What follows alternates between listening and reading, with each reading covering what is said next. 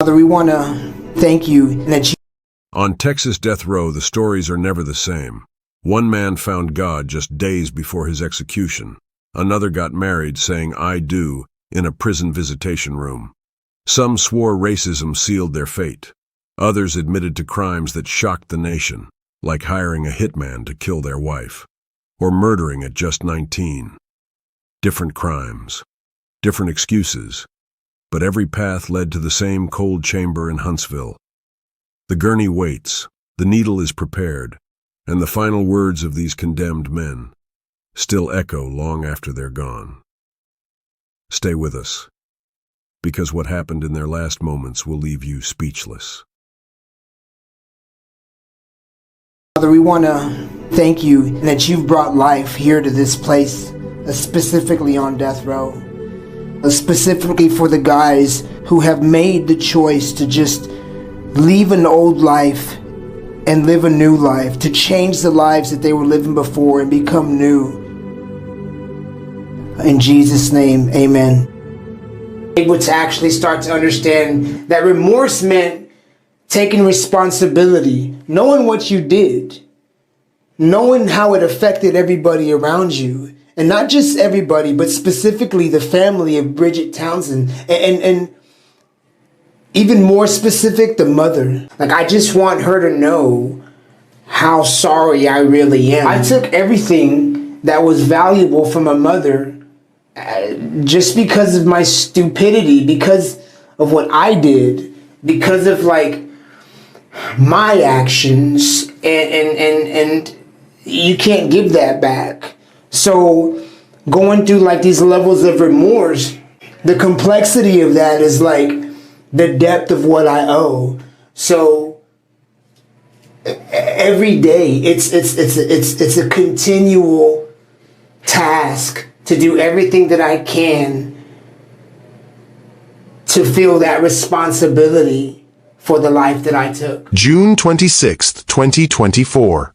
Just after 6:40 p.m., inside the execution chamber of Huntsville Unit in Texas, the condemned lay strapped to the gurney. His arms were spread, IVs already inserted, and just beyond the glass, the family of the girl he murdered sat in silence. When the warden asked if he had any final words, the condemned took a breath and spoke calmly. "I want to say I'm sorry. I took someone precious from this world. Bridget, I know I can't make this right, but I hope you found peace. To her family, I pray you heal. I pray God gives you strength." Those were the last words of the condemned. And unlike so many who go to the gurney blaming others, refusing to show an ounce of remorse, this one meant it. But don't mistake that for innocence. To understand how the condemned ended up here, you have to go back, years before the headlines, before the courtroom, before death row. He was already behind bars for raping and kidnapping another woman when one morning, out of nowhere, he told a prison guard he needed to speak to someone. He had information about a girl who vanished in 2001. Justice. Bridget, welcome to our channel. Today we take you through the haunting story of the condemned man who woke up one day and confessed to murder. A case that spiraled from a prison cell to a shallow grave in South Texas, and ended with an apology too late. Make sure to like, comment, and subscribe for more real, emotionally raw true crime stories, told exactly how they happened. Meanwhile, back in January 2001, Bridget Townsend was just 18 years old when she vanished. She was the kind of girl everyone noticed. Bright smile, smart, with a quiet determination. She had dreams bigger than the small Texas town she lived in. But on January 15, 2001, Bridget stepped out of sight and never came home. Her family panicked immediately. This wasn't like her. She hadn't taken a bag, didn't leave a note, and her phone went silent. Her boyfriend, a known small-time drug dealer, claimed he had no idea where she went. Police questioned him, searched the area, and chased leads, but Bridget was gone. Just like that. No struggle, no witnesses. Just an empty space where a teenage girl used to be. 4 years, her case went cold. Posters faded, tips dried up, and investigators were left with little more than a missing persons file that gathered dust. Her family kept hoping. Maybe she ran away. Maybe she'd show up someday with an explanation. But deep down, they feared the worst. Something terrible had happened, and whoever did it had never been caught. What nobody knew then was that the answers, the whole brutal truth, were sitting quietly inside a Texas prison cell. Ramiro Gonzalez was already serving time for a separate crime.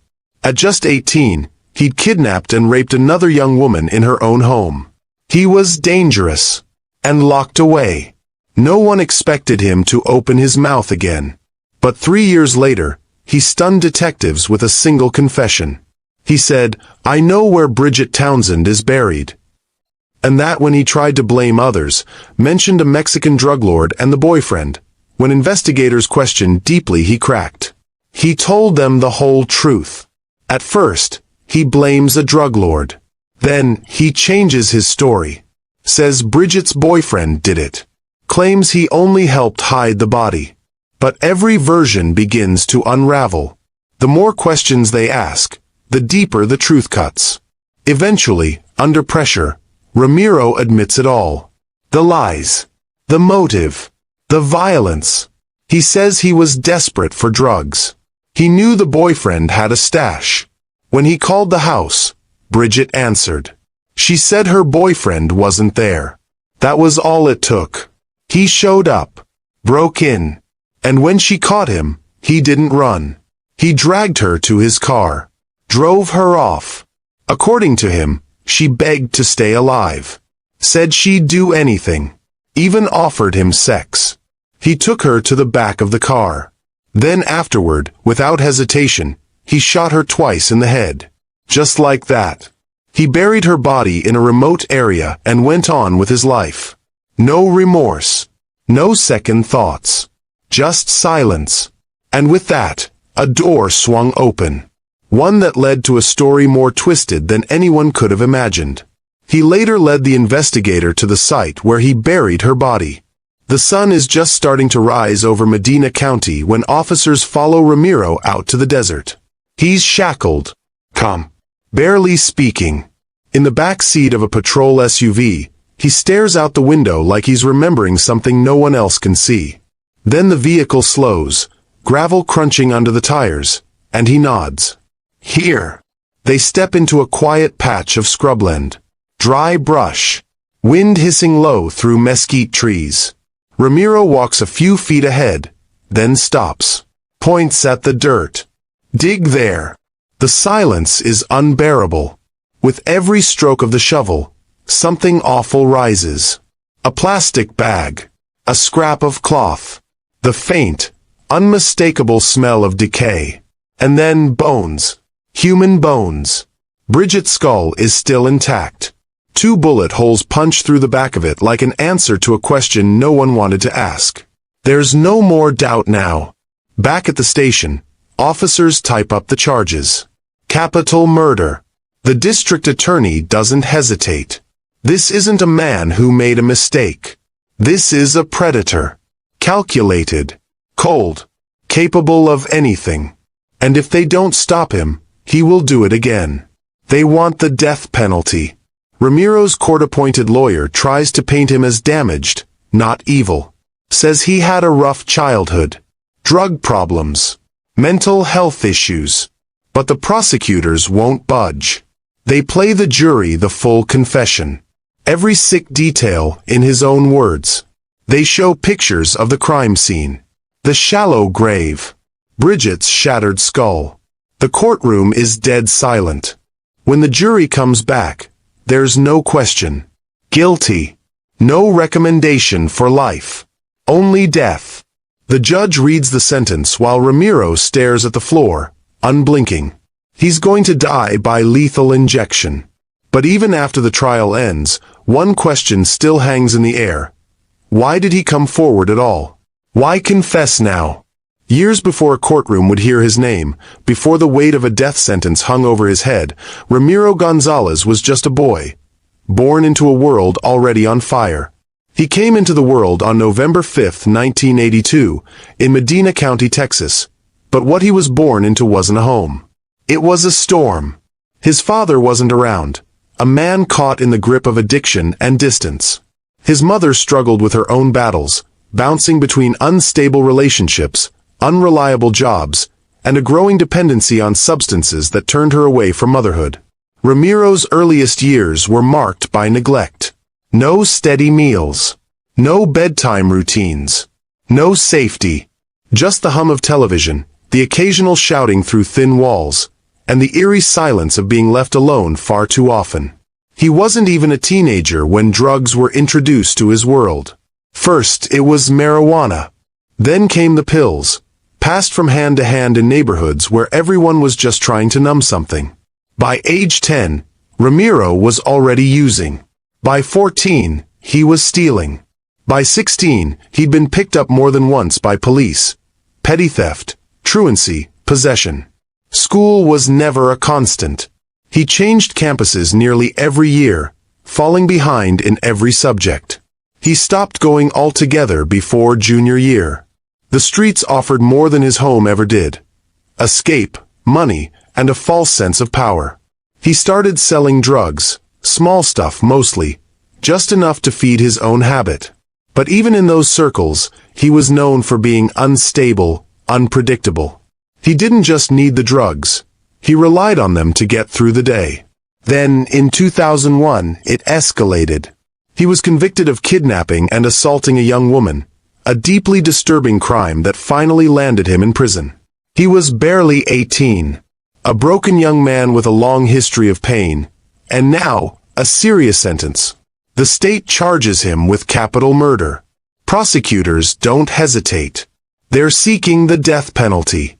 In court, they call him cold, calculated, a danger who would do it again if given the chance. And Ramiro? He shows little emotion. At sentencing, the facts are clear. He didn't just kill Bridget.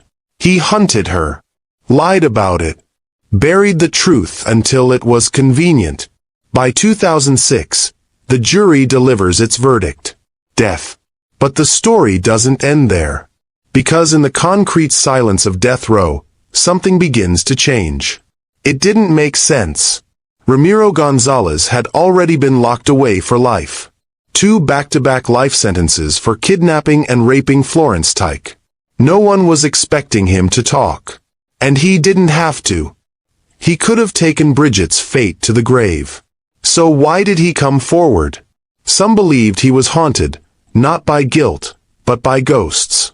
In prison, the noise never stops. Doors slam. Men scream. Night feels like forever. And for Ramiro, the silence between those sounds was filled with one face, Bridget Townsend. Others say he was playing a game. That Ramiro wanted something. Maybe to manipulate the system, maybe to shift attention, maybe just to matter again. After all, inside, power doesn't come from freedom. Comes from what you know. And he knew where a missing girl was buried. Years passed on death row. Each day the same walls, same steel toilet, same narrow window with no view. But something in Ramiro began to shift. He wasn't the same boy who kicked down Joe Leal's door in search of drugs. He began reading, writing, talking to chaplains. He said he found God. "I've done terrible things," he told a prison volunteer, "but I believe I was meant to tell the truth." Bridget's family deserved peace. Some didn't buy it. Some believed this was just another act, like his stories about Mexican drug lords or his lies to the sheriff. But others saw real change. His letters to the court turned thoughtful. He started signing them Ramiro Felix Gonzalez, Child of Grace. Still, grace didn't stop the machinery of justice. Ramiro appealed. Every time, the answer was no. He filed again. Another denial. It became a rhythm. Hope. Rejection. Hope. Rejection. In April 2022, he asked for a stay of execution, not for himself, but to donate a kidney to a stranger. It was denied. But he never stopped saying one thing: "I don't want to hide anymore." To him, coming forward about Bridget wasn't just a confession, it was a kind of freedom. "I know Texas might kill me," he said, But I couldn't leave this world without giving her family closure.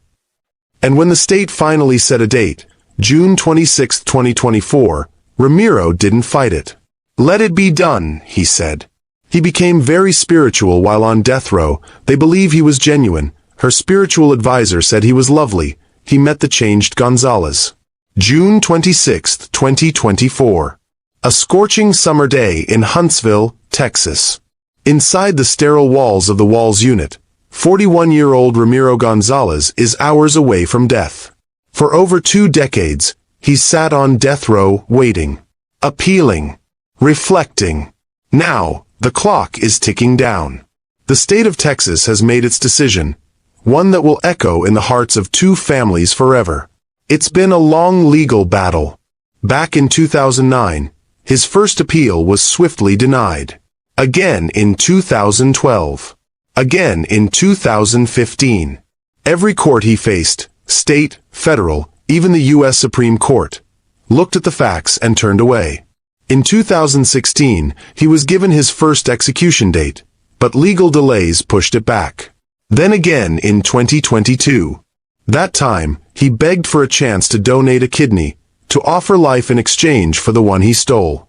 But that appeal was delayed too, when the courts questioned his sincerity and the logistics. He kept fighting, even as he told the world he was ready to die. Then came June 2024. Texas issued a third warrant, his final one. The execution date? Bridget Townsend's birthday. June 26th.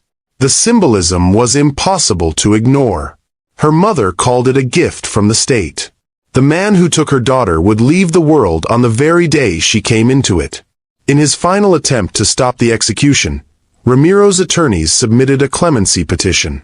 They detailed his traumatic childhood, how he was neglected, abused, exposed to drugs before he was even a teenager, how prison changed him, how he found Christ and transformed into a man of quiet faith, someone who wrote letters to Bridget's family begging forgiveness. But it wasn't enough. On June 24, 2024, the Texas Board of Pardons and Paroles rejected his plea unanimously. They also denied him a 6-month reprieve. That morning, the air around Huntsville was still. The usual protests outside the prison gates were quieter than expected. Some people held signs of support. Others carried photos of Bridget, reminding the world of the life that was stolen. Inside the death chamber, Ramiro are his final meal. Chicken fried steak with gravy, mashed potatoes, green beans, and sweet tea. Just like what every prisoner had that day, because the last meal was scrapped in Texas. As the clock neared 6:45 p.m., prison officials escorted him into the execution room. Witnesses included journalists, prison officials, and family members of both the victim and the condemned. Lying on the gurney, strapped in and surrounded by cold fluorescent lights, Ramiro spoke his final words. "I want to say I'm sorry. I took someone precious from this world. Bridget, I know I can't make this right, but I hope you've found peace. To her family, I pray you heal. I pray God gives you strength. I was lost, but I found faith. I'm ready to go home now." At 6:50 p.m., he was pronounced dead after a single dose of pentobarbital stopped his heart. Outside, Bridget's brother, David Townsend, met the press. His voice was steady. "Justice is done," he said. "This has been a long and painful journey. He can say he changed, but we remember what he did. And now it's over." Her mother, Patricia, didn't mince words either. "I don't forgive him," she said. "A lot of people have hard childhoods. They don't murder. He chose that path, and he got what he deserved." Ramiro's attorneys released their own statement, calling him a deeply spiritual, generous, and intentional man, filled with remorse and transformed by years of self-reflection. But the justice system, like Bridget's family, was unmoved. In the end, Ramiro Felix Gonzalez became the 8th person executed in the U.S. in 2024, and the 2nd from Texas. His death marked the closing of a 23-year chapter. A case stained with violence, addiction, grief, and desperation. But for those left behind, it was more than that. For Bridget's family, June 26th was no longer just her birthday. It was also the day they finally saw her killer leave the world. And for Ramiro Gonzalez, it was the day he stopped running. Gang member all my life. And so I'm like on a collision course for death out there and not caring. I think that if I would have never came to death row, I wouldn't be the individual I am today. I wouldn't be as mature. I wouldn't be able to explain to my daughter's life, like the appreciation of it, because I didn't have any appreciation for life. I wouldn't be able to explain to them that there's a world out there and not just a city, you know. I wouldn't be able to do any of that without death row. I don't think I would have gotten over my anger. I would probably be in prison anyway. I would probably be dead. And so I really think that the chances were high I would be dead because of the gang activity I was into. And so, yeah, I look at death row as saving my life. And I'm actually happy I came here first. How does a 34-year-old man feel knowing he has less than 24 hours to live? Not because of illness, not because of war, but because the state of Texas has marked the date and time they plan to kill him. Christopher Young lies awake in his prison cell on the night of July 16, 2018, staring at the ceiling, replaying every mistake he's ever made. He's not the angry 21-year-old who took Hazmuk Patel's life, not the gang member, not the addict.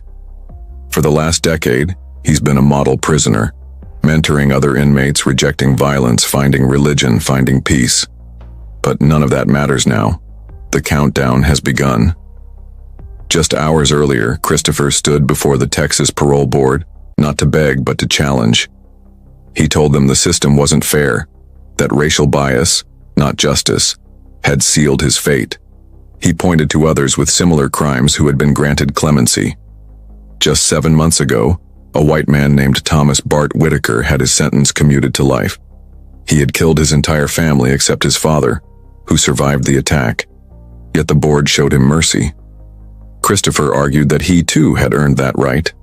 He had been a model death row inmate, and everyone, even the guards, could testify to that. He became a born-again, reformed, and helped mentor other young people to flee gang life. He pleaded not just for himself, but for the future, that his 3 daughters would grow up with a father, even if behind bars. They didn't listen. They never do. Now, in the darkness of his cell, surrounded by silence and steel, Christopher prepares to die. Not because he hasn't changed, but because change came too late. And the system never forgets who you were, even when you've become someone entirely different. Welcome to True Crime Matters, where we go deep into crimes that shocks the nation, and decades later, the condemned pay for their sin. Thank you for watching. Please like, comment, and subscribe so we keep growing this community. November 21st, 2004. San Antonio, Texas. It was a Sunday morning like any other. The streets were quiet, the air cool, and sunlight filtered gently through the dusty windows of a small convenience store on the city's east side. Behind the counter stood Hazmuk Patel, a 55-year-old husband, father, and local shopkeeper. He had opened the store early, as he always did, just as the city began to stir awake. Mr. Patel was no stranger to hard work. He was an immigrant who came to America seeking safety, stability, and a better life for his family. He believed in peace, in karma, in the quiet dignity of serving his community through honest work. That store was more than a business. It was his dream in motion. A place where he knew the faces, the names, the habits of every customer who came through his door. But at 9:30 a.m., a stranger walked in. Christopher Young, just 21 years old, stepped through the door with bloodshot eyes and a gun tucked under his jacket. He had spent the weekend in a blur, alcohol, cocaine, and adrenaline coursing through his system. His thoughts were scattered, his emotions volatile. He hadn't eaten. He hadn't slept. His life was unraveling, and deep down, he knew it. Christopher wasn't there to rob the place, not really. There was no demand for money, no plan. What he carried into that store wasn't just a weapon, it was years of unresolved trauma, grief, rage, and self-destruction. A storm he couldn't control. Hazmuk Patel sensed it immediately. He raised his hands, his voice calm, asking the young man to put the gun down. No threats, no resistance, just a man trying to defuse a situation he didn't deserve to be in. Then it happened. A single, deafening shot. The bullet struck Mr. Patel in the chest, sending him crumpling behind the counter. Blood spread quickly across the tile floor. His breath was shallow, his eyes wide, and within minutes his heart stopped. Christopher didn't take a single dollar. He didn't speak another word. He turned and fled, stumbling into the street, disoriented and trembling. The sound of that shot still echoed in his ears. Police caught up with him that same day, just blocks away. He was sitting on a curb, drenched in sweat, crying, shaking his head over and over. Witnesses had already identified him. Surveillance footage confirmed it. In the interrogation room, he confessed, told detectives he didn't even remember firing the gun, told them he was drunk, high, lost, told them he was sorry, but it was too late. The Patel family was shattered, a wife widowed, children left fatherless, a community enraged, and the state of Texas made one thing very clear. This wasn't just a murder, it was capital murder. Prosecutors would later say the case was open and shut. The facts were undeniable. The suspect confessed. The video was clear. But what they never talked about, what the courtroom would never fully acknowledge, was the story behind the bullet, the life behind the trigger, and the possibility that this young man was broken long before he ever walked into that store. To them, Christopher Young wasn't a son or a father or a man unraveling from years of pain. He was a killer. And in Texas, killers die. The death penalty was on the table from day one, and for Christopher Young, that day in the store became the moment everything ended, and the slow, agonizing countdown to execution began. Christopher Anthony Young wasn't born into peace. He was born into pressure, into trauma, into a family already cracking at the seams. From the beginning, he carried two things: a quiet brilliance and a lineage scarred by violence. He was just 8 years old when his father was shot and killed, a murder that shattered what little order existed in his world. That loss didn't just grieve the family, it detonated it. The man who might have taught him discipline, who might have set boundaries, who might have pulled him back from the edge, was gone. And in that absence, chaos moved in. The neighborhood didn't wait for him to grieve. Streets filled the silence. The trauma deepened, and with no therapy, no guidance, no healing, Young searched for meaning the only way a child in pain knows how, by looking for power, identity, and safety outside his home. The gang culture welcomed him before the schools could, but underneath the trauma, there was something else. A spark. Teachers remembered Christopher as curious, even gifted. He played chess with ease. He could hear a musical note once and reproduce it on the violin, cello, or bass. That kind of brain doesn't come along often. He could have been an artist, a composer, maybe even a scholar. But talent needs air to breathe. And Christopher was suffocating. By the time he was 12, the Bloods had already claimed him. Red bandanas, street rules, a brotherhood built on fear and reputation. It wasn't just a gang, it was survival.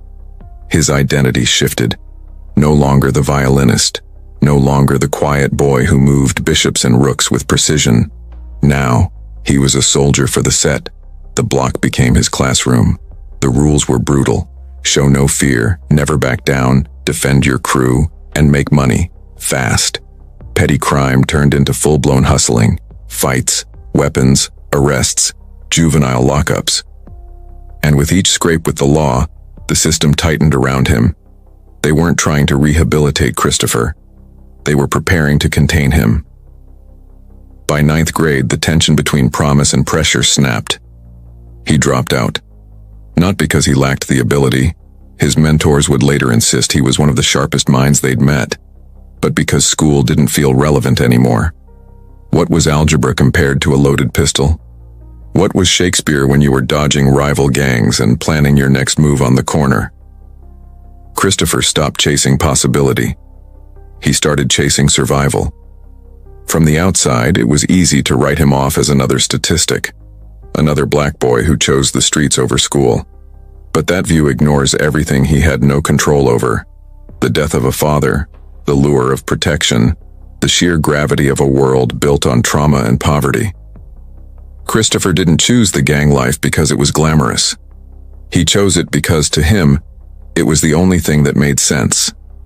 And by the time he realized it wasn't, by the time he began to understand what it had cost him, the damage was already done. His brilliance, forgotten. His music, silent. His childhood, swallowed by the streets. And as the years would unfold, those early choices, those desperate grabs for identity, for power, for belonging, would come back to claim everything. The Bexar County District Attorney wasted no time. They charged Christopher Young with capital murder, a charge that carried one clear goal: the death penalty. In Texas, that path is swift and direct, especially when a cold video, a confession, and a grieving family are all in plain view. In 2006, Christopher stood before a jury. The prosecution painted him as a violent gang member. They listed his juvenile offenses, framed him as a hardened criminal. The defense tried to show his addiction, his youth, the trauma of losing his father. They spoke of the violin, the chess games, the intelligence. But the jury didn't see potential. They saw a killer. It took them just 2 hours to decide. Christopher Anthony Young was sentenced to death. No second chance, no life in prison. The courtroom was silent as the judge handed down the punishment. Christopher stared ahead, not angry, not shocked, just resigned. From there, he was shackled, loaded into a van, and driven to the Huntsville Unit, Texas's notorious death row facility, a place where men wait years, even decades, for the end, a place where the lights never fully go out. For Christopher, that ride marked the start of a slow death, not just of his body but of everything he could have been. When Christopher Young first stepped into Huntsville Unit, Texas's death row, in early 2006, he expected war. He braced for gang fights, stabbings, tension between sets. After all, that's what prison had always meant in his world. A jungle with walls. That was what he'd prepared for. But death row wasn't like that. Instead, it was 23 hours a day in a solitary cell, locked behind a steel door, surrounded by silence so heavy it almost hummed. There were no loud arguments, no visible turf wars, no gang politics playing out in the open. Just time, and concrete. And his own thoughts chasing him in circles. At first, Christopher tried to fight the silence. He shouted, punched walls, did push-ups until his muscles gave out. He was angry, at the system, at himself, at life. He thought his street identity as a blood would mean something here. It didn't. On death row, nobody cared about the colors you wore. The only colors that mattered were the dull gray of the walls and the deep brown of the tray food sliding under your door. Then he met Reginald Blanton. Reg was different. Calm, centered, soft-spoken, but not soft. Like Christopher, he came from San Antonio. Same kind of neighborhood, same kind of pain. Reg had grown up in a Crip environment. Chris was a blood. In the free world, they might have been enemies. But in this concrete purgatory, they became brothers. Christopher admired how Reg carried himself. He wasn't bitter. He wasn't trying to prove anything. One day, Christopher asked him for a book, expecting maybe a street novel, something like The Coldest Winter Ever, or a gritty prison thriller. But Reg handed him something else entirely. The book was As a Man Thinketh by James Allen. At first, Christopher didn't get it. It was thin, filled with poetic language and old-sounding phrases. But the message cut deep. Your thoughts shape your life. That book made him look inward. It forced him to confront the trauma, the rage, and the patterns that had defined him for years. The way he acted wasn't just about now. It was a cycle rooted in slavery, poverty, and broken legacies. That was the beginning. Reg gave him more books, more lessons. He taught Christopher how to breathe through anger, how to speak without violence, how to think before responding. The two would pass books under their cell doors, writing notes, debating chapters. Reg pushed him to grow, not for the courts, not for public image, but for himself. In 2009, Reginald Blanton was executed by the state of Texas. His death shook Christopher. It was like losing a brother, a teacher, a mirror. But Christopher refused to let that be the end of the journey. He kept going. He started mentoring other inmates. He broke up fights before they began, talking guys down through vents. He helped guards de-escalate tense moments. He wrote letters to youth programs, proposed a curriculum called Reaching Our Young, from the inside out, meant to steer kids away from the path he took. He spoke about accountability, about healing, about being a man even in a cage. He became a father again through letters and phone calls. He had 3 daughters on the outside. He wanted them to know the version of him that had grown, not just the one who had fallen. But Texas didn't care. Over the years, Christopher Young filed appeal after appeal. His lawyers argued that his death sentence was racially biased, that white defendants who committed equal or worse crimes had received life sentences. They emphasized his age, just 21 at the time of the crime, and his model behavior since. They pointed to evidence of remorse, change, growth. But the courts turned away. July 16, 2018. The clock began its final turn. Christopher Young sat before the Texas Board of Pardons and Paroles in Austin, the stale air heavy with the weight of inevitability. His hands rested loosely on the table, but his voice was steady. He spoke of the boy he once was, brilliant, restless, unmoored after his father's murder when he was only 8. He spoke of the young man who was swallowed by the Bloods, who traded violin strings for street codes, chessboards for corners. Then he spoke of the man he had become behind bars, a mentor to younger inmates, a peacemaker in one of the most dangerous prisons in America, a man who had been forgiven by the victim's own son, Sean Owen. He pressed the point that had been his anchor. Justice was not even-handed. A white man convicted of worse was spared. My life matters too. The board members did not look moved. After a pause, the chairwoman's words cut through the room. We are unanimous. No commutation. It was not a deliberation. It was a sentence's echo. Back at Huntsville Unit, the reality pressed in. Time was now measurable in hours, not years. The afternoon brought his most precious visitors, his 3 daughters, now 17, 13, and 13, and their mother. The visiting room was too bright, almost cruel in its lighting. There was no glass between them this time. He held their hands, feeling how much they had grown. His voice was low but firm. Be better than me. Stay out of the streets. Use your gifts. Don't let the world tell you who you are. The girls didn't break. Their love came in the quiet squeeze of his fingers and the way they memorized his face. As night came, his final meal was offered. Not a special request, but the standard prison fare. Meatloaf, mashed potatoes, corn, a slice of bread. He chewed slowly, each mouthful heavy with the knowledge that he would never taste anything again. He wrote letters into the night, unfinished ones to his daughters, to Sean Owen, to anyone who might remember him as more than the crime. His cell stayed lit long after lights out. Somewhere in the silence he prayed. July 17, 2018.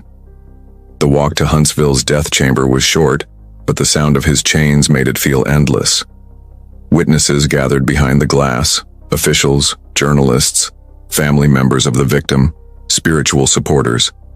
Strapped to the gurney, he turned his head as far as the restraints allowed. I've changed. I'm sorry for what I did. I hope my death can serve some purpose. The needle pierced his skin. The first drug began its work, then the second, and the final one. His breathing grew shallow. "It burns," he whispered, tears sliding from the corners of his eyes. Within moments, his chest stilled. At 6:39 p.m., the warden's voice was flat. "The sentence has been carried out." Moral reflections. Christopher Young's story is a ledger of contrasts. He was a boy with a brilliant mind, capable hands, and an ear for music. Yet the trauma of losing his father and the seduction of gang belonging consumed him before adulthood. His crime took a life and left a family fatherless. His own execution left 3 daughters without a father as well. The tragedy is not just in what he did, but in what he might have been, and in how late redemption came. Potential is fragile when childhood is shaped by violence. Redemption has no place to land in a system that closes its doors long before change can prove itself. Punishment ripples outward, claiming the innocent along with the guilty. Christopher Anthony Young's life began with promise, descended into chaos, and ended on a gurney. In the final measure, his last breath carried both the weight of his crime and the quiet hope that someone else might choose differently. Texas executed death row inmate Stephen LaWayne Nelson today for the 2011 murder of a pastor. Nelson was... It's hard at times, because you're waiting to be put to death. So that kind of breaks a little part of you every day. Kind of breaks you every day. And sometimes I have to catch myself, for being overwhelmed and stressed out. And like force myself to eat because it does that to you where you just don't want to do nothing. As her being a witness of my execution, it's up to her, but I really don't want her to see that, me getting pumped full of drugs and being overdosed with drugs to kill me, to make my heart stop. I think that would leave a bad impression, that will override the good memories we had over the years. She'll always close her eyes and see that. How does a man feel knowing he'll be dead in less than 24 hours? Knowing he will never again feel the sun on his face? Knowing he'll never hold the woman he just married only 2 months ago through anything more than cold, bulletproof glass? No kiss, no touch, just words passed through a phone separated by steel and sorrow. Stephen Nelson got married in December 2024. Now, barely 8 weeks later, he's scheduled to die by lethal injection. What floods the mind of a man like that? Do regrets choke him? Does fear paralyze him? Or does he laugh, rage, and rot in silence, with hatred in his heart and no apology on his lips? Because this isn't a story of redemption. It's not about a man who begged for mercy or tried to change. This is the story of Stephen LaWayne Nelson, a man who never repented, a man who murdered a pastor in cold blood, killed a fellow inmate while awaiting trial, and mocked the system with a broomstick he played like a guitar after the killing. When the judge sentenced him to death, he exploded, cursing, screaming, scattering the courtroom like a man possessed. This is the story of a killer who never softened, never cried, and never cared. This is Stephen Nelson's final 24 hours, and the brutal path that led him to the death chamber. February 18th, 1987, Ada, Oklahoma. Stephen LaWayne Nelson entered this world in chaos. Born to a broken home, the sounds that shaped his childhood weren't lullabies, but screaming matches, slammed doors, and nights alone. His mother, cold and detached, vanished for days at a time, leaving 3 young children to fend for themselves, one of them deaf. His father? An unpredictable presence whose return usually meant violence.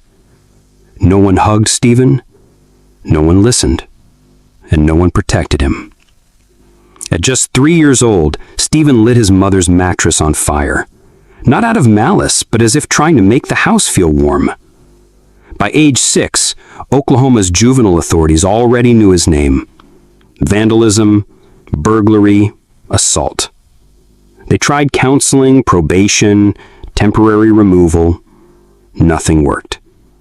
He was a boy becoming a criminal, not because he wanted to, but because no one showed him how not to. As the family later moved to Tarrant County, Texas, things only got worse. At 14, Stephen was sentenced for stealing a car and breaking into homes. The judge sent him to the Texas Youth Commission, originally for 9 months. He stayed over 3.5 years, repeatedly caught breaking rules, fighting, and defying staff. The TYC didn't reform him. It hardened him. By 18, he was stealing cars. By 20, he was stuffing laptops into his pants at Walmart pretending to be an employee. A week later, he walked out of another Walmart in Arlington, Texas, wearing stolen boots like they were his own. Prison became routine. Freedom became temporary. He was always being released and always sent back. In 2010, out of jail again, he beat up his live-in girlfriend. She tried to drop the charges. Prosecutors refused. His record spoke louder than her plea. By this point, Stephen wasn't a troubled teen anymore. He was a 23-year-old man, burned out by a world that never gave him a chance, and unwilling to give anyone one either. A volcano waiting to erupt. And soon, he would. With fire and blood in a church. March 3rd, 2011, 9:30 a.m., Arlington, Texas. Inside the quiet walls of North Point Baptist Church, Pastor Clinton Dobson sat at his desk, answering emails and planning weekend service. At just 28, he had a heart bigger than the sanctuary. Kind, curious, and deeply spiritual. He wasn't just a preacher. He was a bridge between people and hope. Stephen Nelson, now 24 and fresh out on probation, entered the church like a man on a mission. Only that mission was destruction. Armed with rage and desperation, he spotted Clint and 69-year-old secretary Judy Elliott. There were no prayers, no pleas, just violence. Clint tried to stand, to reason, maybe even defend Judy, but Nelson struck first, hard and fast. According to the medical examiner, he may have used the butt of a gun or a computer monitor stand. Clint was hit in the forehead, then again as he fell, blow after blow. Still breathing, still fighting, Clint was then strangled with a computer cord and smothered with a plastic bag. That's how a pastor died, suffocated in the church he loved. Clint Dobson was a passionate and deeply committed pastor who served at North Point Baptist Church in Arlington, Texas. Known for his compassion and belief in social justice, Dobson led a diverse and inclusive congregation where everyone was made to feel welcome, regardless of background. He was especially focused on outreach, connecting with the marginalized and working to bring spiritual and practical support to those in need. His sermons were grounded in love, faith, and community service. Under his leadership, North Point grew into a vibrant church focused not just on worship, but on impacting lives beyond the pulpit.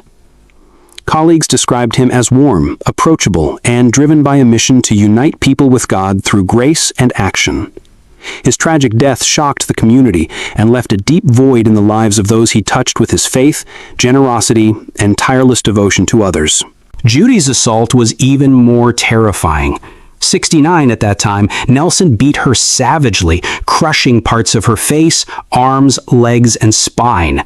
She drifted in and out of consciousness, her body battered beyond recognition. After leaving them for dead, Nelson grabbed Clint's laptop, cell phone, Judy's credit cards, and her car. By afternoon, he was shopping, clothes, jewelry, indulgences. While one family wept in confusion, he celebrated in silence. Meanwhile, Clint's wife kept calling his phone. No answer. Something was wrong. She called Jake Turner, the part-time music minister, who contacted Judy's husband, John. John drove to the church and unlocked the door using his code. What he saw inside would haunt him forever. An office wrecked, a woman beaten so badly he didn't recognize her as his wife. Police arrived. Officer Jesse Parrish found Clint Dobson's lifeless body hidden behind the desk. Clint was gone. Judy, miraculously, was still alive. The Though she suffered a heart attack in the hospital, she survived. Her recovery took 5 months, and her face had to be rebuilt with screws, mesh, and metal. The horror shocked Arlington. A church was no longer a safe place, and a man known for preaching love had just been killed in one of the most cold-blooded robberies in recent memory. Police quickly classified Pastor Clint Dobson's brutal killing as a murder, but it wasn't long before they found a suspect, someone already known to the justice system. Stephen Nelson, just 24, had missed an appointment with his probation officer on the very same day the pastor was killed. That single violation triggered a warrant. But what police uncovered next turned the case from tragic to chilling. Inside Nelson's possession, investigators found items belonging to both Dobson and Judy Elliott, the beaten secretary, who miraculously survived. There were bloodstains on Nelson's shoes, and forensic testing confirmed what detectives feared. The blood matched both victims. Even more damning, Nelson's fingerprints were recovered from the crime scene. The evidence wasn't just overwhelming, it was conclusive. Soon after, Nelson was formally charged with capital murder, a charge in Texas that brings only 2 possible sentences: life without parole or death. Authorities also arrested another man, 19-year-old Anthony Gregory Springs, who was initially thought to be involved.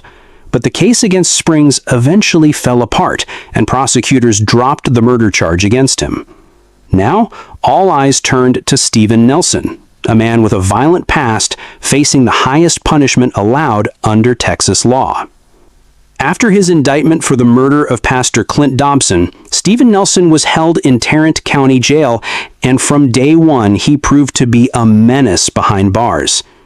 He wasn't just difficult, he was violent, unpredictable, and explosive. Nelson smashed the visitation booth phone, destroyed jail property, and frequently clashed with officers. In one incident, it took 3 guards to subdue him during a violent outburst. But what came next was even more disturbing. On March 19, 2012, Nelson allegedly killed a fellow inmate, Jonathan Holden, a mentally ill man locked up for theft. Holden had reportedly used a racial slur directed at African Americans, and though Nelson wasn't his cellmate, the comment may have triggered something dark inside him. Nelson allegedly lured Holden to his cell bars with a twisted plan. He convinced Holden to fake a suicide attempt by tying a noose from torn blankets. But there was nothing fake about what happened next. Nelson looped the blanket around Holden's neck, braced his feet against the bars, and yanked with both hands, strangling Holden slowly and brutally. Inmates said he held the pressure for 4 agonizing minutes. Then, as Holden lay lifeless, Nelson allegedly performed a celebration dance, strumming a broom like a guitar. The death of Holden was later brought to light, and due to his alleged involvement in the killing of Holden, Nelson was transferred to another cell in the same hallway, as they were already in solitary confinement and segregated from the rest of the prison's general population.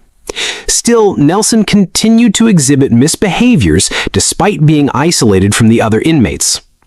In 2014, 2 years after Holden was killed, Holden's family filed a civil rights lawsuit against Tarrant County over the death of Holden. The family eventually settled, and Tarrant County agreed to pay $350,000. Even in solitary confinement after the murder, Nelson's behavior never improved. He remained a threat to guards, inmates, and the very system meant to contain him. On October 1, 2012, Stephen Nelson finally stood trial for the brutal murder of Pastor Clint Dobson and the attempted murder of Judy Elliott. The Tarrant County courtroom was tense, eyes locked on Nelson as prosecutors revealed their intent to pursue the death penalty. Nelson showed no emotion. The prosecution painted Nelson as a cold, calculating predator.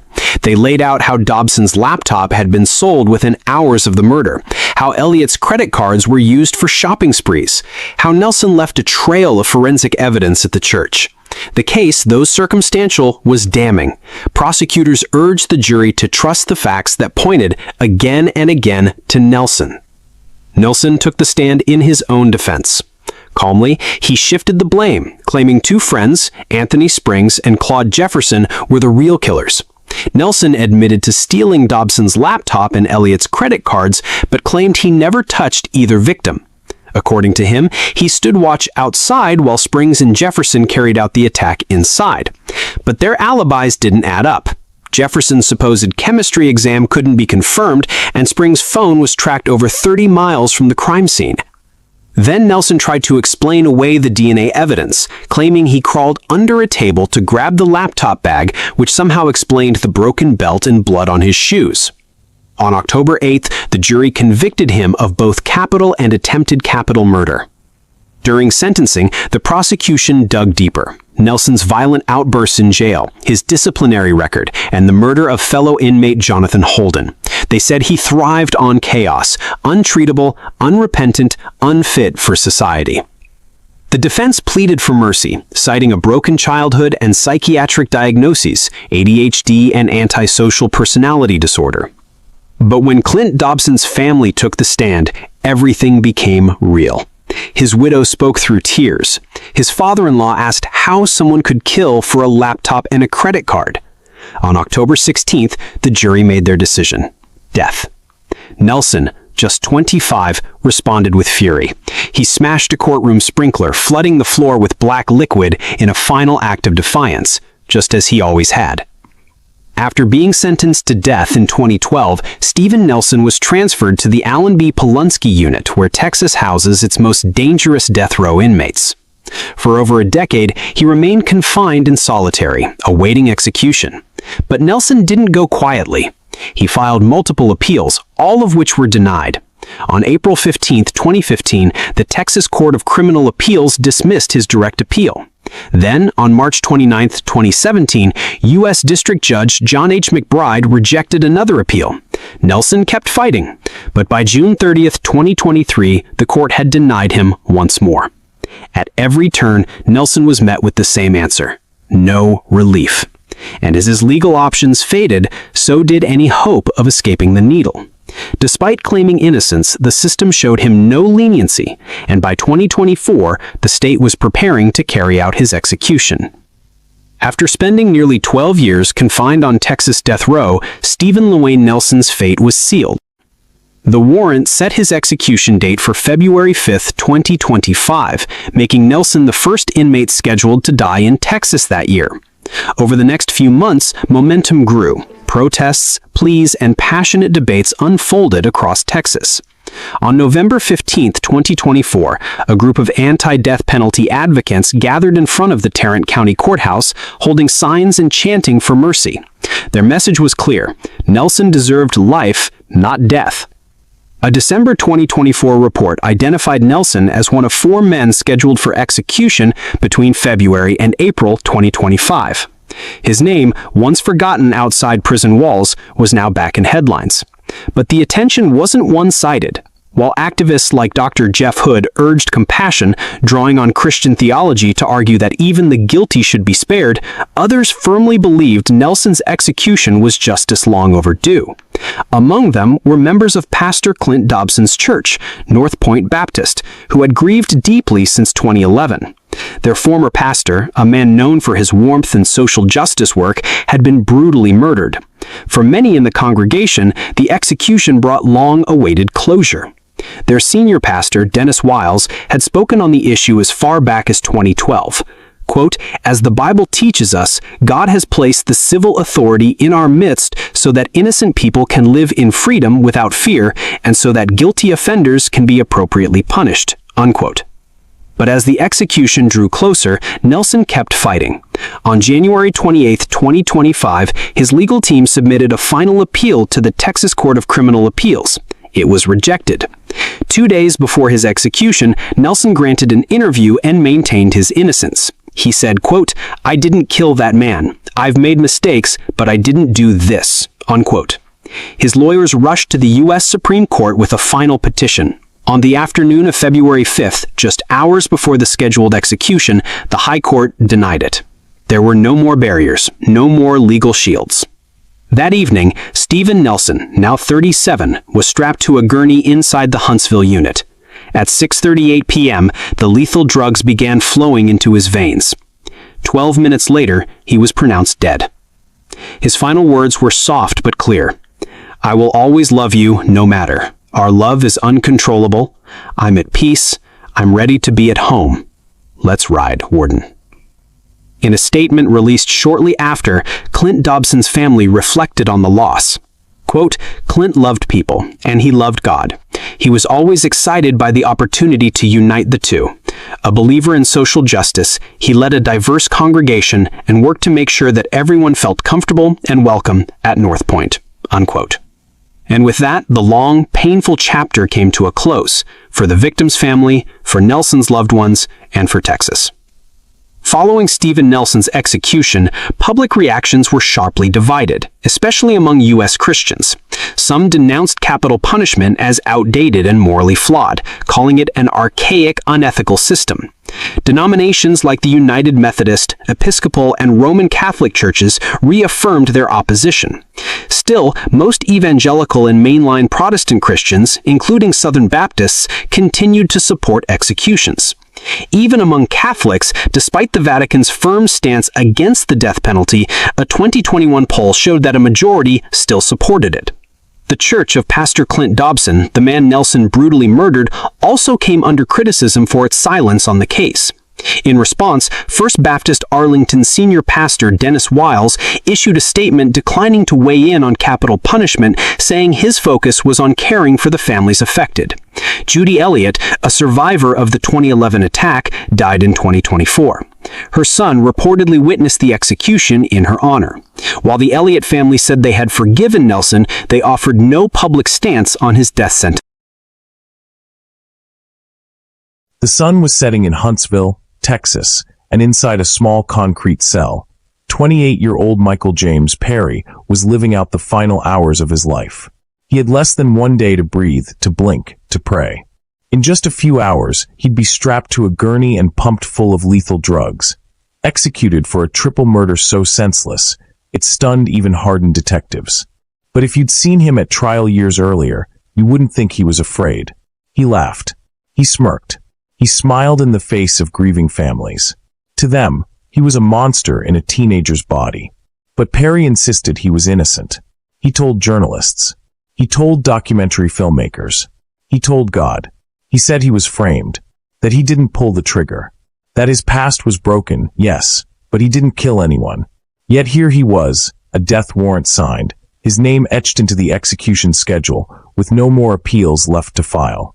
What does a man like that do when the clock starts ticking? When every sound, the rattle of keys, the shuffle of boots down the corridor, could be the one that leads to the death chamber? What goes through your mind when your final meal arrives? When your mother visits you one last time, knowing she'll never touch you again? And in the end, what do you say when the warden leans in and asks, "Do you have any final words?" This is not just a story of crime and punishment. It's about a boy who grew up broken, a woman who opened her home to him, and the betrayal that ended 3 innocent lives in a single night. And it's about what happens when that same boy, now a condemned man, faces his final sunset. This is the final 24 hours of Michael James Perry. Today's story is about a young man who was executed at just 28 years old. Honestly, you could say he never truly lived. Maybe it was fate. Maybe it was a tragic chain of choices. But in the end, 4 lives were lost, 3 in 2001 and his in 2010, all because of a car and youthful recklessness. He was only 19 when he pulled the trigger, and spent just 8 years on death row. Not even a full decade. While other inmates wait decades, some over 30 years for their execution dates, the state moved swiftly to end his life. Why the rush? Michael James Perry remains one of the youngest people ever executed in the United States, and his case still leaves behind haunting questions. Before he became the name etched onto a death warrant, Michael James Perry was just a troubled boy lost inside the cracks of the system. Born in 1982 in Texas, Perry never really stood a chance. His biological parents gave him up before he was old enough to walk. He was adopted as an infant by Carlton and Sandra Perry, a stable, middle-class couple who had every intention of giving him a better life. They raised him in a quiet Houston suburb, good schools, clean neighborhood, church on Sundays. But Michael wasn't like other kids. By the time he hit kindergarten, he was already different. Teachers said he couldn't sit still. He'd lash out when corrected, throw tantrums over the smallest things.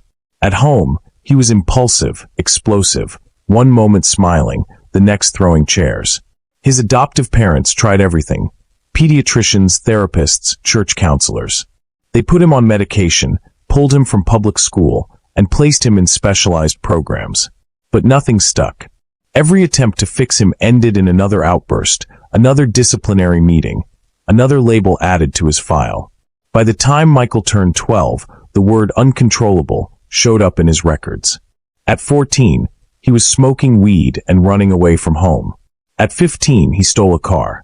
At 16, he was in and out of juvenile detention, each time harder than before, angrier, more detached. And by 17, Michael Perry had already become what some people whispered behind closed doors: a ticking time bomb. But it wasn't all chaos. At times, Michael was charming, even likable. He could mimic normalcy with eerie precision. He smiled in photos. He made small talk. Sometimes, he'd talk about wanting to turn his life around. But the moment pressure hit, it was like a mask fell away. His adoptive parents, worn down and heartbroken, still tried to reach him. They funded his trips to Christian rehab centers. They bailed him out. They prayed over him. But it wasn't enough. By 19, Michael was on his own, couch surfing, taking drugs, drifting between friends, shelters, and cheap motels. One of those friends was Jason Burkett, a quiet, awkward young man whose own life was no fairy tale. The two met at a drug rehab facility and bonded quickly. Perry was the loud, reckless leader. Burkett was the quiet tag-along. Together, they spiraled. They started stealing from stores, breaking into homes, scamming strangers for gas money. But that wasn't enough. They wanted more. Fast money, escape, power. And that's when Michael remembered someone from his past. A kind woman named Sandra Stotler. Someone who had once let him into her home when he needed help. She had fed him, let him sleep in a warm bed, treated him like family. And she had something he wanted: a shiny red Camaro. Michael decided they were going to take it. But first, they had to get through her. The night of October 24th, 2001, began with a plan: simple, desperate, lethal. 19-year-olds Michael James Perry and Jason Aaron Burkett, fueled by addiction and fueled by greed, drove into the gated neighborhood of Bentwater, the Woodlands, Montgomery County, Texas, with one goal: steal a car. They rang the doorbell of Sandra Stotler, a 50-year-old nurse who once showed Perry kindness. Burkett asked to use the phone. Perry slipped inside through the garage, shotgun in hand. Hidden behind boxes in the laundry room, he waited. When Sandra came to answer the back door, he fired twice. The shots echoed final. They wrapped her body in bedsheets and drove it to Crater Lake, near Grangerland, dumping her lifeless form into the murky water. But the night wasn't over. Walking the dark streets back to their truck, they realized something chilling. They still didn't have the Camaro's keys. And her son, Adam Stotler, 16, and his friend Jeremy Richardson, 18, were likely to return home. They watched, waited, and struck again. Burkett knocked on the front door later that night, pretending to be in trouble. When Adam and Jeremy arrived, they all piled into a vehicle. Perry and Jason telling a fabricated story about a friend injured in the woods. The four drove to a wooded area off Honia Egypt Road. There, alone and defenseless, Adam and Jeremy were ambushed. Burkett shot Jeremy, then Adam, each with merciless precision. Perry didn't intervene. They returned to the Stotler home in Adam's Isuzu Rodeo, collected Sandra's red Camaro, and fled, cleaning themselves up before heading to a bar. In the days that followed, surveillance caught Perry in the Camaro using Sandra's credit cards at a Spring, Texas gas station. His arrogance would be his downfall, or his arrest. A traffic stop led to a chase. The stolen vehicle crashed. Perry fled but was caught, carrying Adam's wallet and stealing his identity. He was released on bond, under the name Adam. Meanwhile, fishermen recovered Sandra's body. Later, while in jail, tensions flared. Perry raged and became violent. He tried to bite an officer who restrained him. Burkett, calmer but defiant, insisted blame belonged solely on Perry. After interrogation, Perry confessed. He gave details only the killers would know, leading investigators to the bodies of Sandra, Adam, and Jeremy. At the Montgomery County Courthouse in Conroe, Texas, the prosecution built a damning case. The charge, capital murder, for killing Sandra during a robbery and then butchering her son, Adam Stotler, 16, and his friend Jeremy Richardson, 18, to silence witnesses. But the trial itself became a spectacle. Perry sat stone-faced, sometimes smirking, even chuckling during the presentation of graphic evidence. One newspaper reported he laughed at witness testimony and showed no remorse when shown bloody crime scene photos. When it came to blame, Burkett pointed directly at Michael. He admitted pulling the trigger on the boys, but said Perry was the one who had planned and executed the murders, especially Sandra's killing. Perry retaliated, claiming his confessions were coerced and that he was high during questioning. Perry maintained he hadn't pulled the trigger.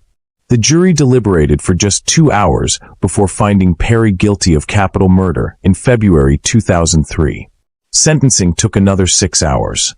The verdict, death by lethal injection. The jurors cited the cruelty of the acts and his lack of remorse. In contrast, Jason Burkett's defense opted for a life sentence. During his trial, Burkett's father, Delbert, begged the jury to spare his son, acknowledging his broken upbringing. This emotional plea swayed 2 jurors. Burkett was spared the death penalty, sentenced to life with a minimum of 40 years before parole eligibility. That stark difference, death for Perry, life for Burkett, echoed through the courtroom and captured national attention. Both men convicted of the same murders, but one faced execution while the other remained alive. Michael James Perry, convicted at 21, was sent to the Patel Unit in Livingston, Texas, home to Texas male death row inmates. He would remain there until justice, or retribution, caught up to him. From the moment he stepped inside, Perry's world became a cage of concrete, steel, and silence. His new home was a 6 by 10-foot cell, sealed with solid doors. No bars, no windows, just fluorescent lights, cold cement walls, and a narrow slot in the door where food trays slid through like offerings to the forgotten.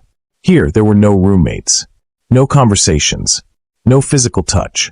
Perry spent 23 hours a day in solitary confinement, allowed only a single hour outside, alone in a fenced cage known as the recreation yard, surrounded by razor wire and watched by armed guards. The noise was constant but meaningless. The buzz of overhead lights, the clanking of steel doors, the occasional echo of another inmate shouting into the void. But inside those walls, time stopped meaning anything. Perry arrived at Patel at just 20 years old, his head still shaved, his body still lean from youth. But the years began to layer over him like dust in a forgotten room. 21, 23, 25, 28. Each birthday marked not by celebration, but by another rejected appeal. He wrote letters, some to family, some to strangers, some to journalists. Many went unanswered. Others brought unexpected conversations with people who didn't want revenge, just understanding. His adoptive mother visited him when she could, speaking to him through thick glass under tight supervision. She held on to the boy she remembered, the broken child lost long before the murders. Over time, Perry started writing about faith. He claimed he had found God in his cell. He said he had repented, that he wasn't afraid of death because he believed in redemption. Some who read his letters believed him. Others called it manipulation, a final act of survival from a man with nowhere left to go. In 2010, German filmmaker Werner Herzog came to Texas to create a documentary about death row. He interviewed Perry for what would become Into the Abyss, a film exploring life, crime, and the morality of capital punishment. In the interview, Perry appeared calm, almost serene. He denied his guilt again, saying, "I didn't kill anyone." He claimed the system had failed him, that his trial was unfair, and that Jason Burkett had lied to save himself. But behind those words, behind that camera, Perry was running out of time. The courts had rejected his last federal appeal.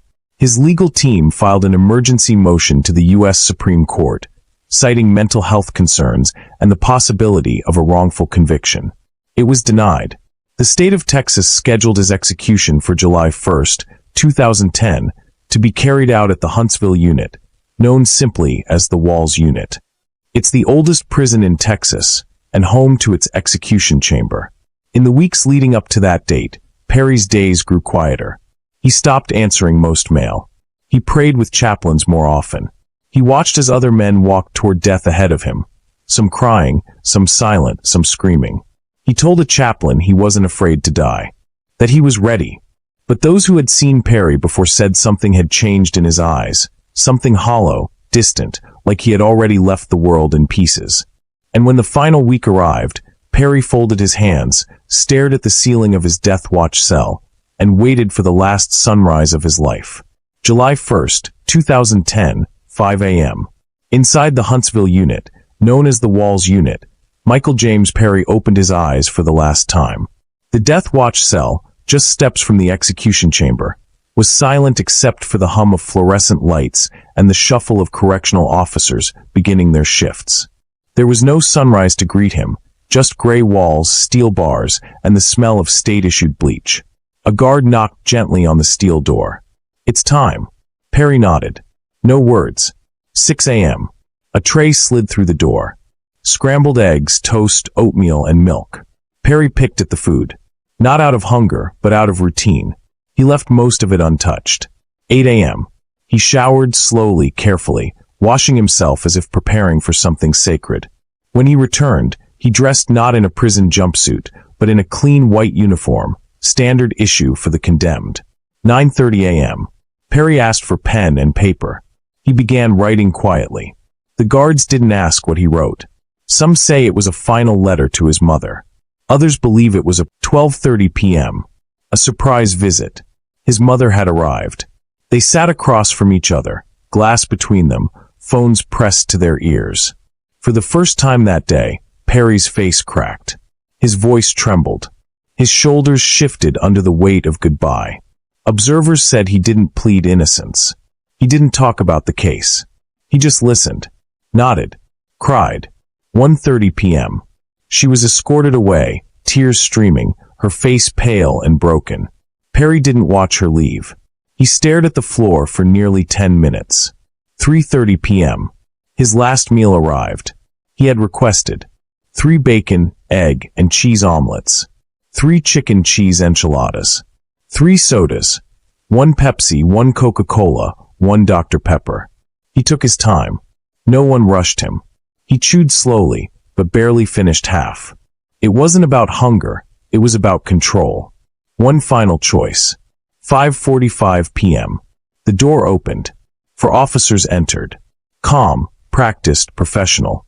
"Stand up." Perry rose quietly. He was escorted down the final hallway, the death walk. Just 30 feet, but the longest of his life. Through one steel door. Then another. Then into a pale green room chilled by air conditioning and tension. The execution chamber. He climbed onto the gurney himself. No resistance. No struggle. Officers strapped down his ankles, wrists, and chest. A needle was inserted into each arm. On one side of the glass, his mother and an aunt. On the other, the family of Sandra Stotler, the woman he murdered in the Woodlands, Texas. 6 p.m. The warden leaned in. "Do you have any final words?" Michael's voice trembled. "I want everyone to know what happened here, this atrocity. You are forgiven by me." He turned toward the glass. "Mom, I love you. Dad, I'm coming home." His dad died few weeks before his execution. A tear slipped from his eye. It would be his last. 6:02 p.m. The sedative began to flow. His eyes fluttered. His chest rose and fell. Once. Twice. A soft gasp. Then stillness. The room was silent, save for the quiet weeping of a mother on one side, and the breathless relief of a daughter on the other. 6:17 p.m. A physician entered. Checked his vitals. Pronounced dead. Michael James Perry. Age 28. Executed by lethal injection in Huntsville, Texas. Outside, the media recorded it as the 14th execution in Texas that year. A footnote. A statistic. But inside those walls, it was much more. One life ended. 3 others long gone, and a legacy of pain that would haunt 2 families forever. By the time the sun dipped below the Texas horizon on July 1st, 2010, Michael James Perry had been dead for less than an hour. The gurney had been cleared. The chamber was silent. His body had been removed through a back hallway, tagged, and processed for transport. There were no crowds, no protesters, no vigil, just a vacant death watch cell, a mother leaving the prison in tears, and the sharp, final punctuation of a system that believes some crimes demand the ultimate price. For the family of Sandra Stotler, there was no celebration.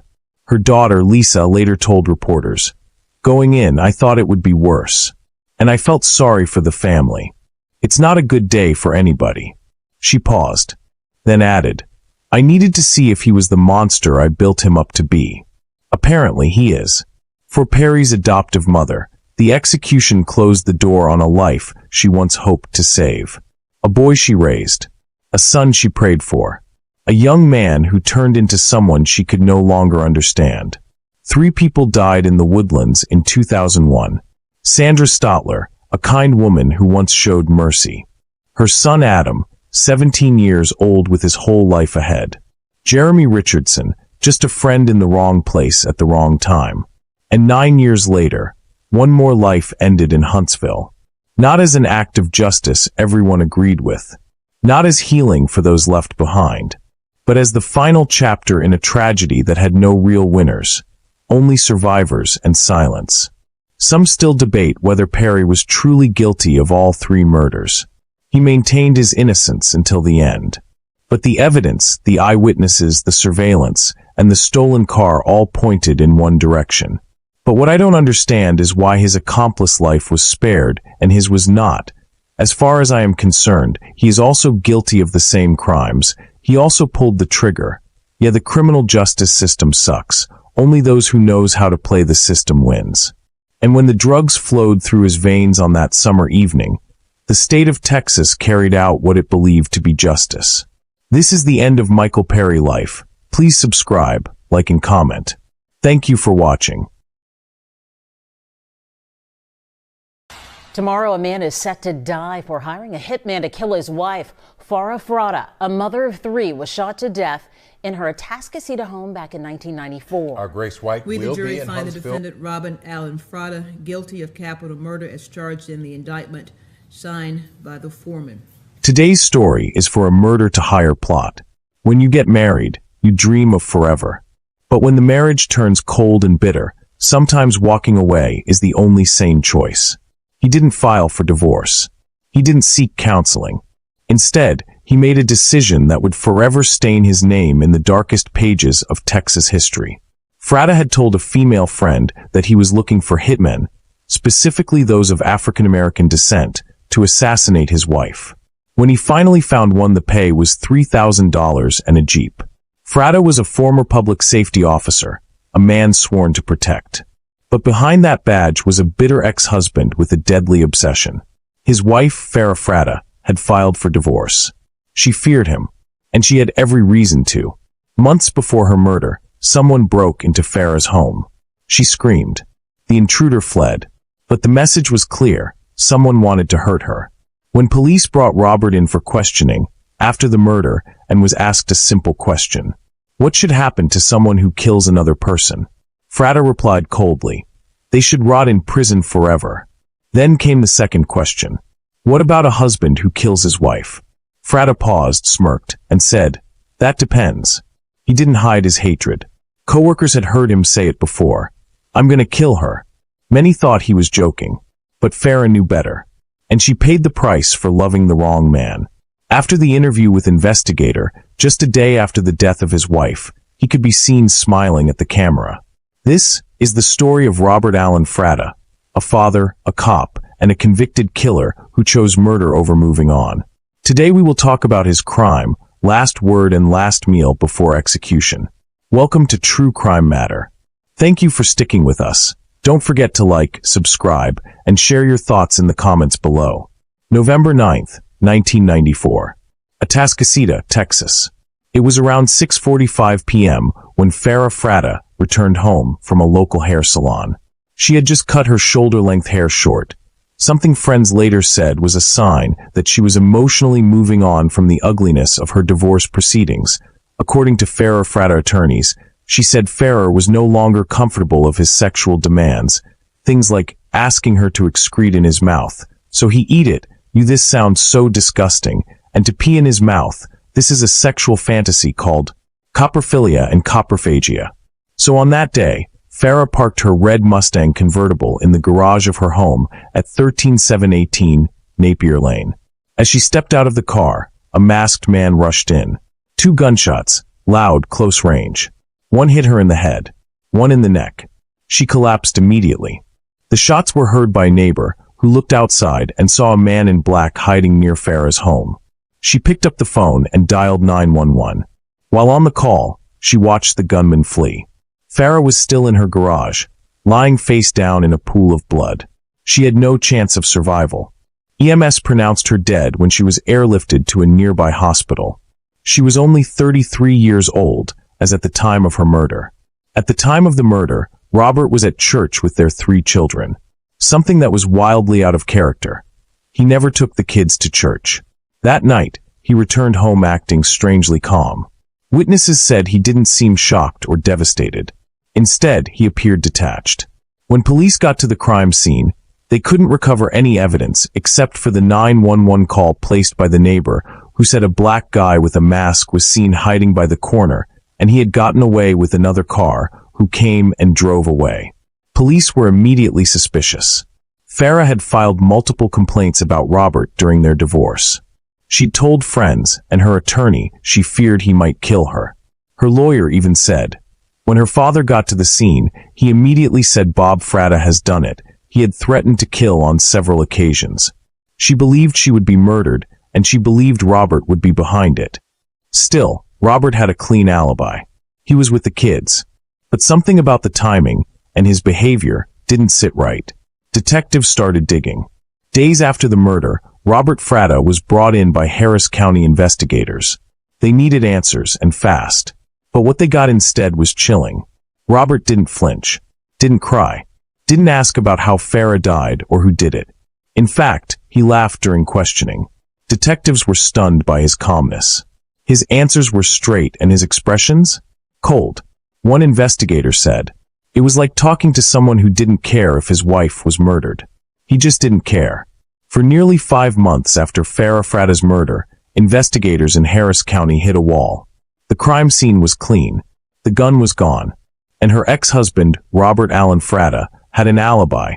He was at church with their 3 kids. But detectives never let go. Behind the scenes, they were chasing whispers. Robert's co-workers remembered him talking too casually about getting rid of his wife. Some even said he asked if they knew a hitman. But talk isn't evidence. And without a weapon or eyewitness, the case stalled. Then, in March 1995, came the break. Exactly 5 months after the crime was committed, Howard Guidry, a 17-year-old known to Houston police, was arrested in an unrelated bank robbery. While he was being pursued, they recovered some of the cash, guns, and ballistic from him. Below is the evidence of the cash and ballistic recovered from him. The revolver he used was recovered. When that gun was tested, ballistic results confirmed it was the same weapon used to kill Farah Frata in her garage back in November. And the purchase led directly to Bob Frata. Now detectives had a match and a suspect. They brought Guidry in again.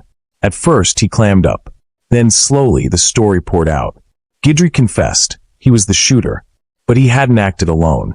He took them to the crime scene and cracked open the case. He said a lot of things which only the person that did the crime would say. He named Joseph Pricedash as the man who drove him to Farah's house. Pricedash handed him the gun. The plan was clear. Wait in the shadows. Kill her when she stepped out of the car. Then vanish. And who ordered the hit? Robert Frata, Guidry said. He paid us. When 17-year-old Howard Guidry dropped the name Joseph Pricedash, investigators finally had a thread to pull, and they pulled hard. Guidry had confessed to being the triggerman, but said he was just the end of a chain. It was Pricedash, a 39-year-old former mechanic with a long rap sheet, who organized the logistics. He supplied the murder weapon, picked Guidry up after the hit, and most crucially, acted as the go-between for the real mastermind, Robert Frata. Confessions alone weren't enough. Prosecutors needed evidence to back it up. They began digging, and what they found confirmed everything Guidry said. Investigators subpoenaed phone records from November 1994. On the days leading up to Farah's murder, Frata had made several calls to payphones and Pristash's home. They traced calls made from a payphone outside a local convenience store, the same one where Guidry said he called after the murder. It matched the time Farah was killed, just after 6:30 p.m. on November 9, 1994. Surveillance logs and phone tower pings placed Pristash's vehicle near Farah's neighborhood that night. Witnesses from the area remembered seeing a suspicious car parked not far from the Frata residence around the time of the shooting. Then came the kicker. Witnesses who knew Pristash personally said he had been talking weeks before about being involved in something big. One informant recalled him mentioning a cop who wanted his wife taken out. That cop, of course, was Robert Frata.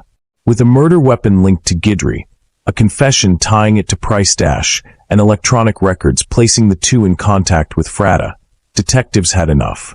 In May 1995, Joseph Pristash was arrested at his home in Houston, Texas. Police found additional firearms in his possession and seized his vehicle, suspected to be the getaway car used the night Farah was ambushed. Pristash didn't confess. He lawyered up fast. But the digital trail, the timeline, and Guidry's detailed account boxed him in. And now, with both ends of the hit exposed, the man who pulled the trigger and the one who planned it, the focus turned to the man who paid for it all. June 1995, Robert Frata was taken into custody at his home in Missouri City, Texas. Frata didn't resist, didn't act surprised. To police, he seemed emotionless, like a man who thought he was too smart to get caught. All three, Frata, Pristash, and Guidry, were charged with capital murder. Now, barely 7 months after the mother of three was gunned down in her own garage, the case was cracked wide open, not by fingerprints or eyewitnesses, but by ballistics and a guilty conscience. And for the first time, the public saw the full picture. This wasn't a random act of violence. It was murder for hire. It was planned, paid for, carried out, and the man who ordered it was once a cop. By the time Robert Allen Frata stood trial, the public already knew the story, but no one could forget it. The image of Farah Frata, a 33-year-old mother of three, killed in her garage, haunted Houston. But what chilled people even more was who orchestrated it. Her ex-husband, a former Missouri City police officer, the father of her children. And the trial was unlike anything the Harris County courtroom had seen in years. The prosecution's case was brutal in its clarity. Robert Frata had a motive, a nasty divorce, custody battles, and a $235,000 life insurance policy on Farah. He had an opportunity. He dropped his kids at church, something he never did, to create an alibi. And he had means. He recruited Joseph Pristash, who then brought in Howard Guidry, a teenager desperate for cash. In court, prosecutors painted Frata as a manipulative man who wanted control at all costs. He didn't just hate his wife, he wanted her erased. Silenced. Permanently. Then came the bombshells. Phone records showed calls between Frata and Pristash in the days leading up to the murder. Guidry's confession, played in court, described how he waited in the shadows of the garage, how he pulled the trigger twice, and how they drove off in Pristash's car. The jury also heard from co-workers who said Frata had openly joked about needing to get rid of her. The murder plot didn't start in a dark alley. It started in a gym. Robert Frata was a regular at a local fitness center in Humboldt, Texas, a place where he lifted weights, exchanged small talk, and quietly looked for someone to kill his wife. It wasn't subtle. According to prosecutors, Frata asked at least 7 people over several months if they knew anyone who could take care of his problem. The problem? Farah, his estranged wife. She was seeking full custody of their 3 kids and wasn't backing down. In Frata's eyes, she had to go. One of the first people he approached was the gym owner, a man who considered Frata a friend. Frata leaned in and asked straight out, "Do you know someone who can kill my wife?" The owner thought it was a joke, but Frata kept asking. Again and again. He'd laugh. He'd say it casually, but the message never changed. That gym became ground zero for the conspiracy. That's where he crossed paths with Joseph Price-Dash, a fellow gym-goer with a criminal past. A man who didn't laugh it off. Price-Dash listened. He had access to people, guns, getaway cars, and more importantly, he had Howard Guidry, a desperate teenager willing to pull the trigger for money. During trial, the prosecution hammered this point. This wasn't a spur-of-the-moment crime. This was a man who shopped for a hitman like he was looking for a mechanic. At a gym, in broad daylight. Frata's hit list wasn't written down. It was whispered, rep after rep, bench after bench, until someone finally took him seriously. That's how a fitness center turned into the staging ground for murder. In April 1996, Robert Frata was convicted of capital murder. April 24, 1996, he was sentenced to death by lethal injection. Next came Joseph Price-Dash, tried separately in July 1996. His trial lasted just over a week. The evidence, phone logs, Guidry's testimony, and his own criminal record, sealed his fate. Mary Jipp's testimony was the final nail in the coffin. For years, Robert Frata had denied everything. No fingerprints, no gun, no confession. But when Mary, Joseph Price-Dash's girlfriend, took the stand, the jury finally saw through him. She wasn't some random witness. Mary had been in the room. Not during the murder, but close enough to feel its echo. She told the jury that weeks before Farah's death, she overheard her boyfriend and Frata whispering in the gym locker room. The plan was already in motion. Frata wanted his wife dead, and Price-Dash was going to help make it happen. She didn't say anything back then. She told the court, "I turned my back." But the night of the murder, everything changed. She came home to find Howard Guidry, a teenager she barely knew, sitting outside in all black. Minutes later, Price-Dash walked in, tossed a revolver into her bedroom, and calmly emptied the shells into her kitchen trash. Then he looked at her and said the words she could never forget. Yes, she's dead. Mary didn't go to the police that night. But when detectives finally confronted her, warning that she could be charged for withholding evidence, she cracked. She told them everything. The meetings, the payphones, the loaded gun, the casings tossed in her trash. She even wrote down the gun's serial number, something she'd done out of instinct. That serial number matched the murder weapon. That's when the house of cards started collapsing. Her words didn't just connect the dots. They gave the plot a face, a voice, and a motive. And in that courtroom, as she broke down in tears, the jury didn't just see a murder-for-hire plot. They saw a premeditated execution, ordered by a man who wanted custody more than he wanted Farah alive. Mary's silence almost buried the truth. But her testimony brought it roaring back to life. July 8, 1996, Price-Dash was found guilty. July 11, 1996, sentenced to death. Then came Howard Guidry, the triggerman. Only 17 at the time of the murder, he sat quietly in court as his own confession played aloud. The jury saw him not as a scared kid, but a willing killer. March 27, 1997, Guidry was convicted of capital murder. April 16, 1997, sentenced to death. Guidry was convicted of capital murder. April 16, 1997, sentenced to death. But the story didn't end there. Years later, the Fifth Circuit Court of Appeals overturned all 3 convictions due to issues around co-conspirator confessions being introduced improperly. Each man was retried, and each man was convicted again. This was when Mary Jipp testified about the night of the murder. Even with new juries, even with new defense strategies, the facts were too strong. In 2009, Frata was sentenced to death a second time. But through it all, he remained expressionless, unmoved, even as prosecutors read Farah's name aloud, even as his children testified against him, even as the jury said the word guilty. He never apologized, never took responsibility, never showed remorse. Just cold silence from a man who paid for murder, watched it unfold, and tried to walk away. But now, the state of Texas was going to finish what he started. January 9, 2023. Inside the Huntsville Unit in Livingston, Texas, the clock was ticking. For Robert Allen Frata, a former police officer turned convicted murderer, this was the last full day of his life. Nearly 3 decades earlier, he had orchestrated the cold-blooded murder of his ex-wife, Farah Frata, shot in her garage while he took their 3 young children to church to create a perfect alibi. Now, justice has come full circle. Frata spent the day like any other condemned man in Texas, alone in his cell. He ate the standard prison meal, the same bland dinner served to every inmate. He was served a peanut butter and jelly sandwich with scrambled eggs, cereal, and a cup of milk, which was the standard prison meal served that day. No last meal request because Texas outlawed that tradition years ago, after a death row inmate abused it by ordering a feast he never touched.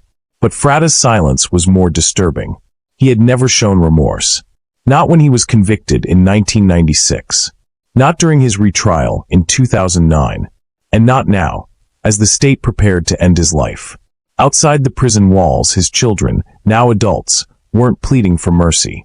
They supported the execution. In the words of his daughter, "My mother never got to see us grow up. She missed our first prom. She missed childbirth.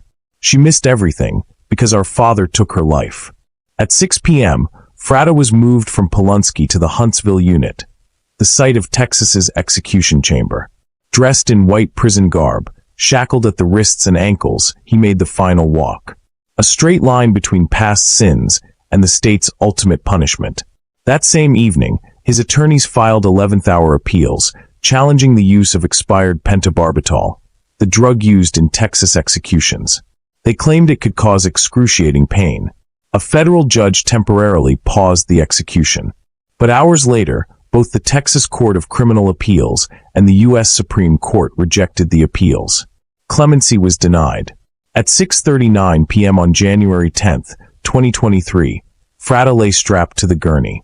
For lines fed into both arms. Behind the glass, witnesses watched in tense silence, among them Farah's brother and Frata's own children, stone-faced. When asked if he had any last words, Frata said nothing. No apology. No explanation. No plea for forgiveness. The execution began. Frata exhaled deeply, snored several times, and then went still. At 7:49 p.m., he was pronounced dead. The man who once paid to have his wife silenced had met his own state-sanctioned end. Quietly, legally, and alone. For the family of Farah Frata, it was not a celebration, but a long overdue justice. The father who took their mother's life would never steal another moment again. In the years after Robert Frata's execution, the stories of Joseph Price and Howard Guidry continued on Texas death row. Joseph Price, the middleman who drove the triggerman to the crime scene, never made it to execution. On June 19, 2025, at age 70, he died of natural causes in his cell at the Polunsky Unit, more than 2 years after Frata's death. His passing closed the final chapter on a man who'd once turned murder into a transaction. Howard Paul Guidry, the 17-year-old triggerman who pulled the trigger in Farah's garage, remains on death row.